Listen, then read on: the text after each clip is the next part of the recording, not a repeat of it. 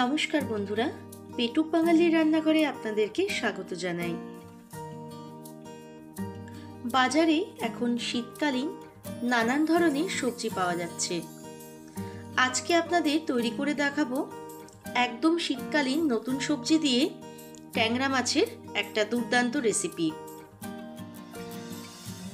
এই রেসিপিটি একবার তৈরি করে খেলে কথা দিচ্ছি এর স্বাদ কখনোই ভুলতে পারবেন না।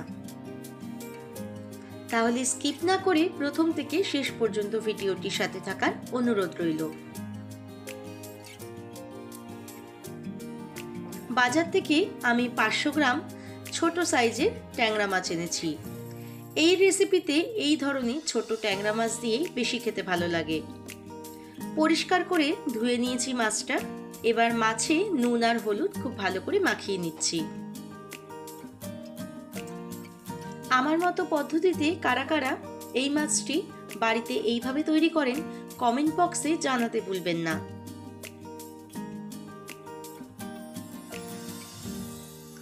এই রেসিপি তৈরি করতে কি কি সবজি ব্যবহার করেছি চলুন দেখিয়ে দিই।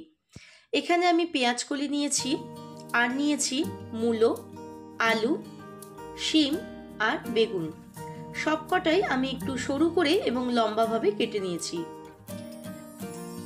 এখানে আমি একটা মাঝারি সাইজের পেঁয়াজ কুচিয়ে নিয়েছি, আর নিয়েছি কটা চেরা কাঁচা লঙ্কা। এবার একটা ফ্রাইং প্যান বসিয়ে দিয়ে দিলাম সর্ষের তেল পরিমাণ মতো। তেল গরম হয়ে আসলে মাছগুলো ভালো করে ভেজে নেব।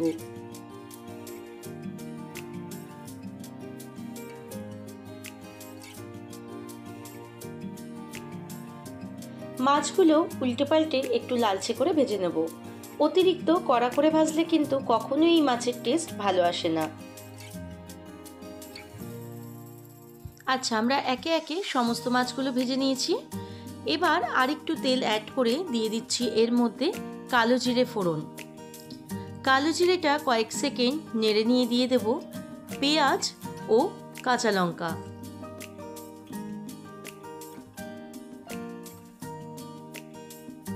পেঁয়াজ এবং কাঁচা লঙ্কা কয়েক সেকেন্ড ফ্রাই করে নেব।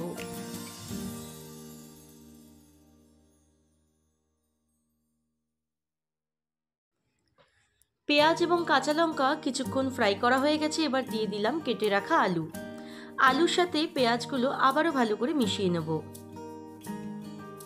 আমার এই পরিবারে যদি কেউ নতুন বন্ধু হয়ে থাকেন তাহলে সাবস্ক্রাইব করে পাশে থাকা বেল আইকনটি অবশ্যই প্রেস করে দেবেন, যাতে সকলের আগে নোটিফিকেশনগুলো আপনার কাছে পৌঁছে যায়। আলুটাও কিছুক্ষণ ভেজে নেওয়ার পরে এবার একে একে সবজিগুলো অ্যাড করব। এখানে প্রথমে আমি শিম এবং মূলো অ্যাড করেছি। আশা করি দেখে বুঝতেই পারছেন যে মূলোর কিছু পাতা আমি অ্যাড করেছি। মূলো কাটার সময় অনেক সময় দেখবেন যে মুখের কাছে কচি পাতা থাকে, সেগুলো ফেলে দেওয়ার দরকার নেই। সেগুলো দিলে দেখবেন এর স্বাদ কিন্তু অনেকটাই ভালো আসে। আবারও কিছুক্ষণ ফ্রাই করে নেওয়ার পরে দিয়ে দিচ্ছি পরিমাণ মতো নুন এবং হলুদ গুঁড়ো।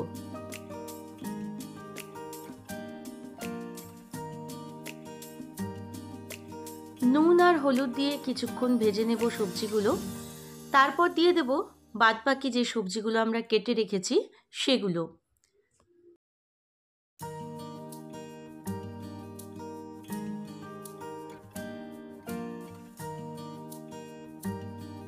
এবার সমস্ত সবজির সাথে আবারও ভালো করে মিশিয়ে নেব।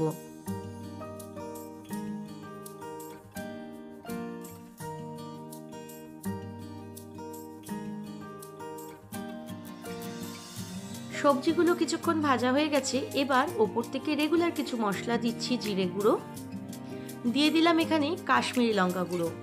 যেহেতু আমি ঝালের জন্য কাঁচা লঙ্কা ব্যবহার করেছি তাই আলাদা করে আর লাল লঙ্কা গুঁড়ো ব্যবহার করলাম না। ঝালটা আপনারা আপনাদের পছন্দ অনুযায়ী বাড়াবেন অথবা কমাবেন।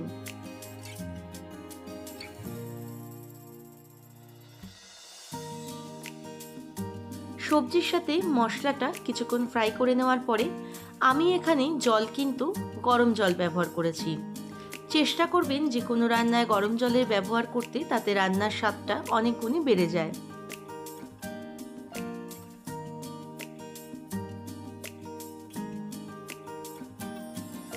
গরম জল দিয়ে কিছুক্ষণ ফুটিয়ে নেওয়ার পরে তারপর আমরা মাছগুলো দেব।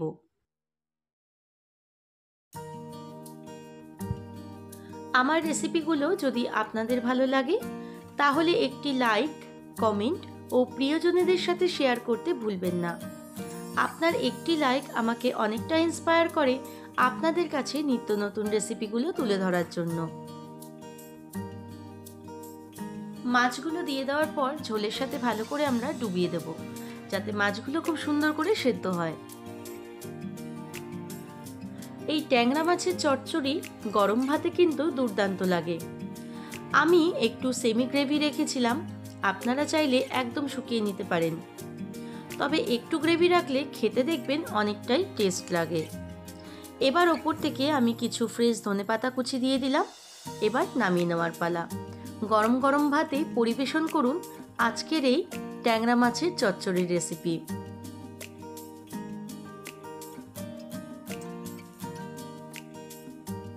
বন্ধুরা, যদি আজকের রেসিপি আপনাদের ভালো লাগে তাহলে বাড়িতে একবার অবশ্যই ট্রাই করে জানাবেন কেমন হয়েছে।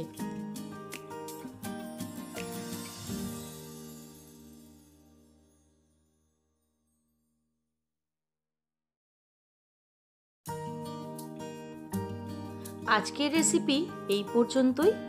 দেখা হবে অন্য কোনো এক নতুন রেসিপির সাথে।